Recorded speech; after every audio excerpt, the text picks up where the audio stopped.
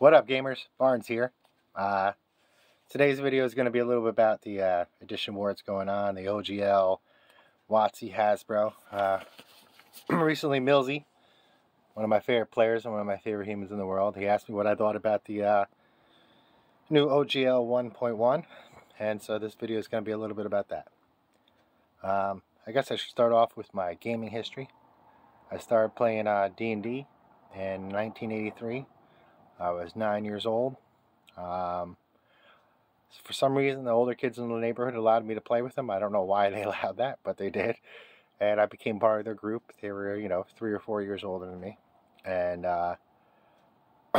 eventually kids my age started to play. But originally I was playing with kids that were older than me. And we were playing kind of like a Frankenstein in between Beckme and AD&D First Edition. And when my friends my age started to play, we started playing it kind of the same way, just kind of merging the two things. And, I was a big First Edition guy. I was a big Advanced Dungeons and Dragons guy as a kid. I collected the books. I read them all, played a lot. And then eventually, 2E came out. And when 2K came out, I was resistant. I was resistant for a while. I did play in high school some 2E.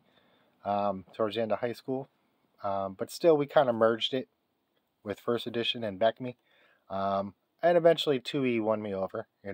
I was resistant at first. I didn't like Thaco and all that other stuff, but eventually I came around. When 3rd Edition came out, I jumped right in. I found the Star Wars D20 game, and that led me to get into D&D, and as soon as I bought the 3rd edition, 3.5 came out. And 3.5 I was resistant to. I didn't want to reinvest in more books. But after I gave it a look through, I decided it was worth it. And I brought in full 3.5. And then in 2007 or so, I was on the WotC boards, and they were talking about 4th edition and doing away with the OGL and all this stuff, and I didn't like it. I didn't like the way that they were talking about the game, the changes, and turns out a lot of other people didn't like it either. And eventually I found Pathfinder 1, maybe a year or two later, and a couple years later, I guess. I was a little resistant to Pathfinder 1, but eventually it kind of won me over. Still, I don't think any of these games are like absolutely perfect, but I like them. And 4th edition, I didn't buy in it at all. I'm not even sure if I even held a 4th edition book in my hand. But 5e, I bought the player's handbook. I gave it a read. I decided it wasn't for me, and so I gave it away to a girl that I knew that worked at the local convenience store who was looking to get into gaming, and so she appreciated that. And her and her, husband and their group evolved from that point. That was cool. So about the OGL, I was a big fan of the OGL because, at least 1.A or whatever, because it allowed a lot of people to get in. A lot of different games came out of it that may have not other came about, and they all pretty much use the same system. Now what I liked about it is that I could Frankenstein things, right? I could take things from one D20 game that was OGL and put it into another pretty easily. So that was one of the things I liked about it. So Millsy about the OGL 1.1 leak that's been going around the internet. I haven't read it. I've heard it. I've listened to a few things about it. So far, it's just a leak. We don't know anything concrete, though. It's a pretty solid leak. I guess some people in the industry have confirmed that it's true, and WotC hasn't actually said it's not. So that's interesting. They haven't actually said anything as far as I know. But it will have little effect on me, right? I didn't play 5e. I never got onto D&D Beyond or anything like that. From what I understand, it's going to be a lot of microtransactions. It's going to be more of a virtual tabletop. They're calling it D&D 1 or 1D&D, but it's really 6th edition. And, in the OGL 1.1, WotC says that they're going to revoke the OGL 1.A, right? And that, it's anything that you write could be used as theirs. I'm not sure if it's retroactive. I really don't know the details. I'm not sure if anyone knows for sure because it's not official yet. And we're seeing another edition war between D&D 1 and this OGL .11. I'm not even sure, like, from what I've heard, I'm not even sure if I could talk about D&D on videos or not. I have no idea. You know, I've been watching it a lot on Roll for Combat, and they've had some pretty informative stuff on there. So it really won't affect me. You know, I didn't play 5e, except that I might not be able to get any other new products ever for a OGL game, a D20 game, or 3.5 Pathfinder First Edition, whatever. And I may not be able to, you know, ever publish my my house rules, right? You know, it's part of the reason why I collect D20 games, because I can find different rules and put them into my games. So that's how it's going to affect me, right? If it's true, right? I won't be able to publish my house rules for D&D, and I won't be able to get anything new for the games that I like to play. You know, I was watching Roll for Combat, and he had Ryan Delancey on there, one of the guys that worked for Wizards around the turn of the millennium, and I guess he was pretty high up there. I'm not exactly sure what his title was, but he said something that, well, besides saying that, you know, he thought that the OGL was, you know, never meant to be canceled or replaced.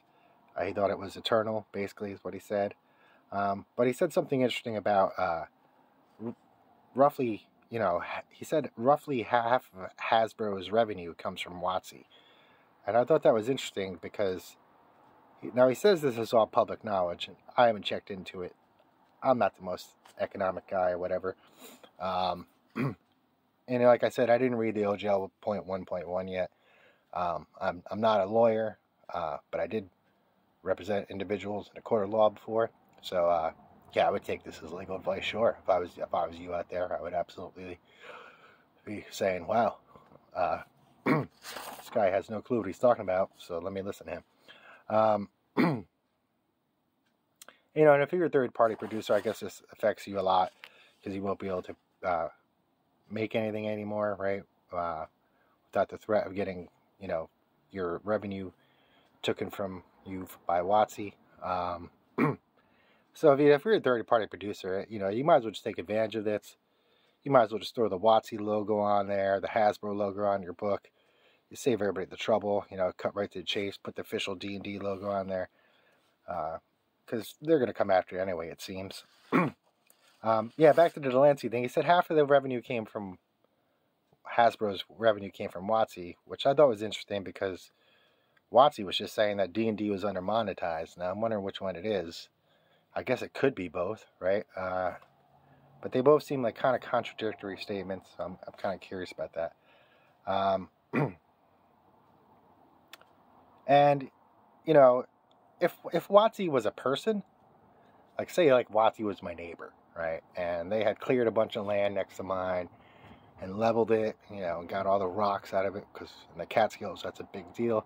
Getting the rocks out. There's 2 rocks for every piece of dirt here. And he let me use it for 23 years to make money off of.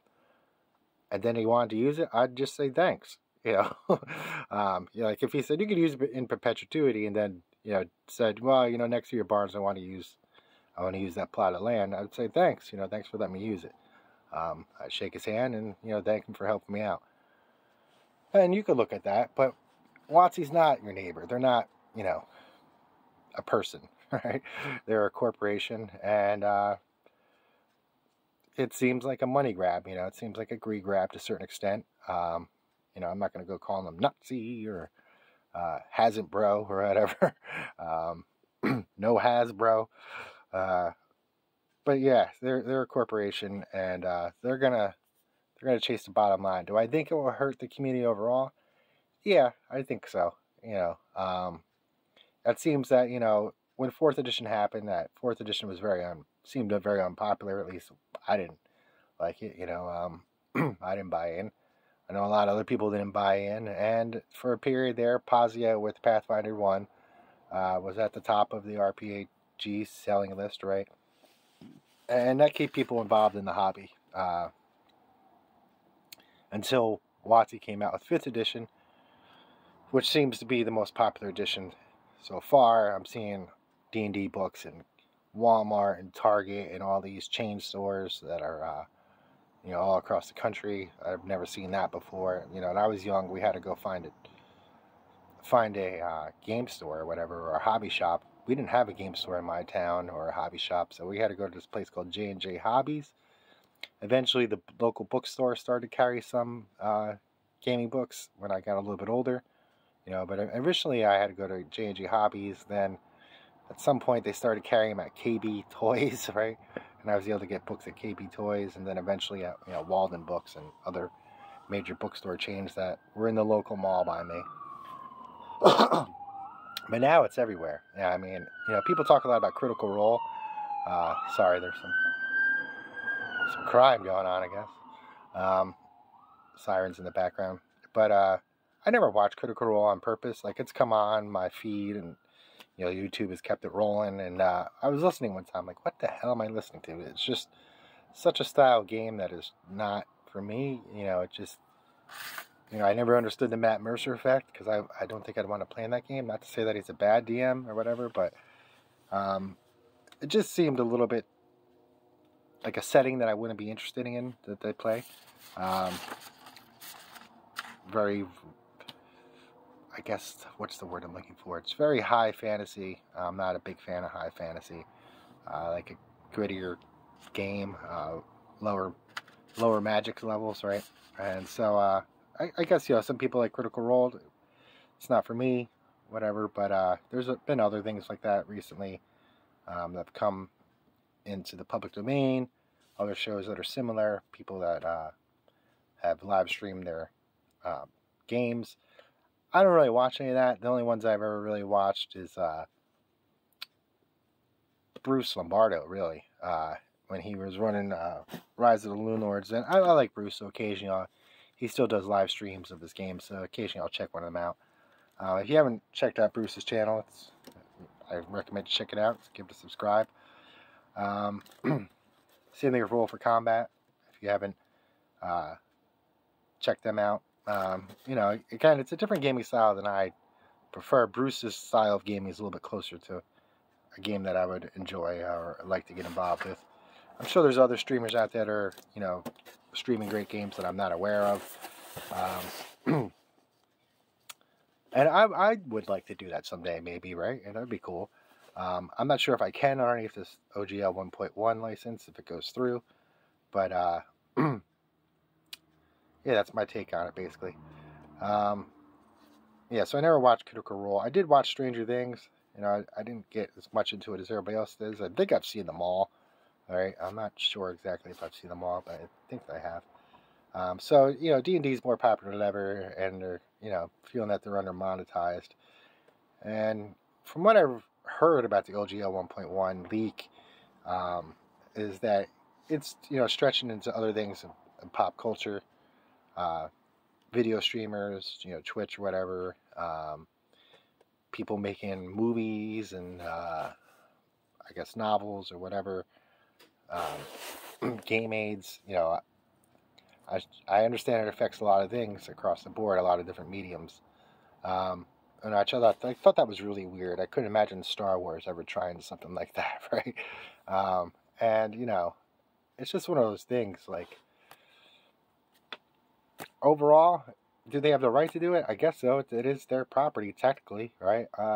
Should they do it? Probably not. It doesn't seem like it. It seems like it's got a lot of backlash. The backlash seems greater than, the war, the 3.5 versus 4E war. Seems like the resistance is greater. It's more widespread. A lot of people are canceling their D&D Beyond subscriptions. Well, I'm not exactly sure what that is. I'm assuming it's some kind of online subscription. I've never been on D&D Beyond. I guess there was a leak, allegedly, that's one of the barometers that WotC is using to determine what they should do, is how their D&D Beyond subscriptions go.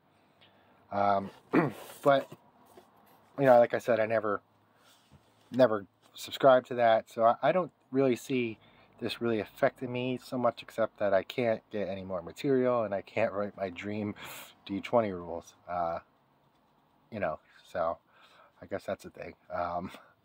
And you know, I already know that. Like, I already know that WotC isn't going to be into some of the stuff that I come up with, just by the tone of the way the company's gone. And it doesn't seem like D&D or 1D&D, D6th edition is going to be for me either, but whatever. That's fine. And since we're talking about the OGL, I want to show you one of my favorite OGL games. This is SpyCraft First Edition. And this was put out by AEG, right? And it's by Patrick Capera and Kevin Wilson. I probably slaughtered Patrick's name. And this is a game about espionage, right? It's an espionage role-playing game. But you could do anything from, you know, the obvious stuff. Like you could do James Bond. You could do Mission Impossible. Get Smart, I guess. You know, any one of the old, The Man from U.N.C.L.E., right? Any one of the old 60s, you know, spy genres things. You could also do stuff like the A-Team or G.I. Joe with it. You know, I believe that, I think it's Stargate uses this system. I've seen it referenced in here. I didn't buy the Stargate books because I'm not really interested in that. And these go for pretty cheap. You can find these for like $10, right? And it presents a lot of interesting things. I thought I'm just going to go over a few of them. But it, you know, it moves initiative into a class bonus, which I thought was cool. And it also has a fluid initiative system, which means that, you know, if you get injured, then you lose rank and initiative, right? You go every round. Everybody has to go every round still, but getting injured will lower your initiative score. This is a character sheet, what they look like. This was the GM screen. This is the 60s book, and this is for like Cold War. One of the cool things about this came in here, one of the cool ideas in the 60s book was the idea of campaign climate conditions, where, you know, things happen and it changes the political climate, which has some rules in the game. You know, I could see you incorporating either the class initiative bonus into D&D, right, because a lot of people don't like the way initiative works, or the fluid initiative system that will fit right into D&D. So will the campaign conditions, right? You know, say something happens in the campaign world and you're part of a faction, and now every time you see somebody from this other faction, you know, you're coming to blows right away because the politics of the world have changed. Or, you know, maybe there was an adversary, now they're no longer. And I'll have a, you know, further look at that maybe some other time, but I thought that was an interesting idea. And then they have, you know, the splat books for the classes, Soldier, Wheelman, Fixer, Point Man, Face Man, Snoop class guide. And the power level of these characters are a little bit higher than they were in 3rd edition, but these are pretty much prestige classes, right? And some other stuff. There's a lot of side rules in this game, you know, like locking down a city, or getting information from a news agency. This is the arms guide. I think it presents one new prestige class called the Triggerman. This is agency. This is about creating an agency. It's got some prestige classes in a while. This is really for the players to create their agency when they get high enough level. You know, and it's all set in the real world. This is Mastermind. This is for creating adversaries to your player's agency. So all of the real world spy agencies are there, but they're supposed to play a background. You know, and you're supposed to be more worried about, you know, like Cobra or what the the heck was another one?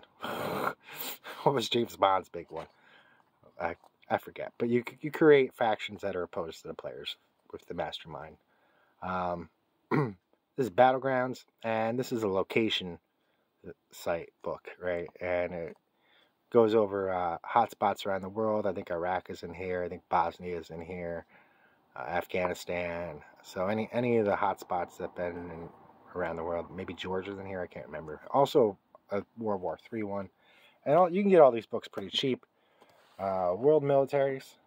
There's not a lot of game information in this, but, you know, whatever. This is about the military of the world. A little bit about their capabilities, protocols, adversaries, and allies.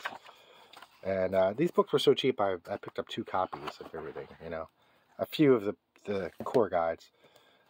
This is U.S. military, same thing. You know, there's stuff like about salaries in here, which I don't know if I would ever use the salary things.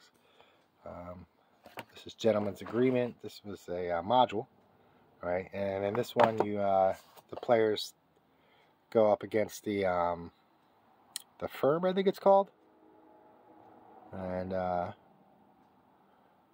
they have a plot to destroy the world. As it's a wager, right, that they make between each other. They're really rich guys who do this for fun, and they're villains. And one thing about SpyCraft is that everything is written at 3 different levels. So if you have an NPC, they'll present the NPC at 3 different levels, so you can use it at different times or show that the NPC has grown. And the same thing with the modules; they're all written at 3 different levels. So there's a low level one, a medium level, and a high level. It's the SpyCraft Most Wanted, same thing. Yeah, it's a rogue gallery, and all of I think there's a terrorist prestige class in here. This actually isn't by AEG; it's by Paradigm Games. All right, and you can pick this up pretty cheap too. But this is like a rogues gallery. It's just pre-generated NPCs. Then there's this, and this is called Shadow Force Archer, and it's a campaign setting for SpyCraft First Edition. It's by Patrick Capira and Kevin Wilson again. Patrick, I'm sorry if I messed up your name. And, one of the reasons why to show this game is because I feel like it's an underrated game in the OGL world, D20 world. And it's pretty cheap to pick up, so, if you're interested at all in playing a SpyCraft game or an espionage game, I'd recommend it. And this campaign world presents factions and also psionics, right? These super spies who have mind powers, right? And it has a few prestige classes in it, as well as the factions, the different names of the factions, kind of a little bit of what they're about. So, like, for instance, the U.S. faction is called the Company, right? And anybody who's from the West knows exactly why that is, because it's just one big corporation, the U.S. So it's called the Company, and they're like the militant wing of the Shadow Force Archer Foundation, whatever. The shop is comprised of it's a faction comprised of ex-Soviet scientists, right, and extremists who are technologically advanced, right, and they create these bioweapon suits, armor, whatever you want to call it, powered armor. The African Alliance is another faction, right? Each one of these class books, right, presents a new base class. So this one, I think, is the scientist in the shop. This one is the high roller, right? And it's just, about the faction itself. And there's prestige classes presented. Like here we have the commander. Pan-Asia presents the martial artist. And this is a faction that's, I guess, like Asian supremacists or something. Pan-Asia Collective, right? European Commonwealth is another faction, right? And I think this one presents the Spin Doctor, right? That's the class this one presents. And this is basically about the European Commonwealth, right? or EU. You know, I guess Oswald Mosley's wet dream. For you those who know who he is, right? The EU and NATO is pretty much Oswald Mosley's net dream. Got borders, but a combined military. It's the Hand of Glory, right? And this is a faction that's out of South America, and they're basically Straserists or neo-Nazis, right? And they use occult powers a lot, you know, psionics or whatever you want to call it. And this is strictly an adversary. Adversarial faction, I guess you can call it. Not all of them are. The other ones could be played as or not. The Archer Foundation is, I guess, the main faction, right? And they're based out of Australia, right? And I think in this world you're supposed to work for the Archer Foundation. And I forget which base class this one presents. I think it's the Sleuth, or, you know, the Detective or whatever. I'm not seeing it. They call psionics and like spiritual powers the fringe, and that's, oh yeah, the Sleuth is the base class. It also presents some prestige classes, and then there's Dark Inheritance, right, which is another completely different campaign world, and this one's more about like Armageddon, you know, demons coming up through Jerusalem and stuff. It also presents magic. It has several new classes. The main class that came out of this was the Advocate, which is basically a propagandist, right? And this is a campaign world into itself. I never got to play anything in it, but it's cool. Now, first edition is a lot easier to incorporate into a game. There's different concepts in there than you'll be used to, but it's a lot easier to incorporate into a game, I think. Your average D20 game or D&D game, some of the stuff. And then there's SpyCraft 2e, version 2e, and this is a better put together game. It has some new things about skills and the way skills are used.